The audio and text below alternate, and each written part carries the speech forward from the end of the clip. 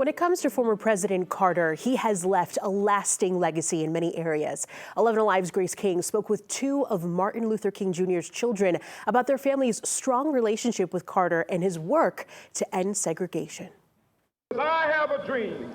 As Martin Luther King Jr. shared his dream of equality, a new state senator in Georgia took note. And I think that perhaps the most effective speech in history, maybe with the exception of the Sermon on the Mount, was Martin Luther King Jr.'s speech. Jimmy Carter and Martin Luther King Jr. were born just 150 miles apart, but never met.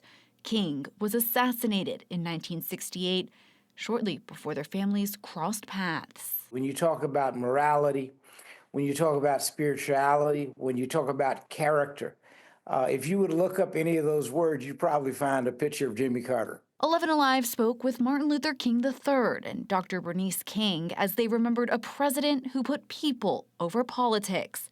His first speech as Georgia's governor marked a turning point for the Deep South.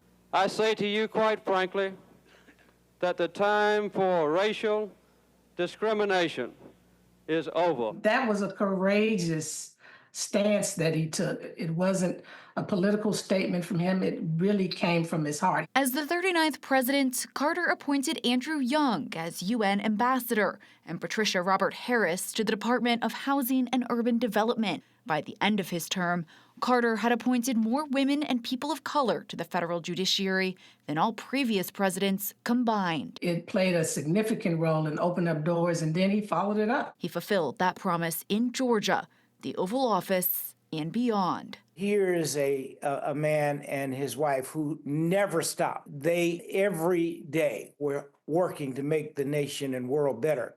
In Atlanta, Grace King, 11 Alive News.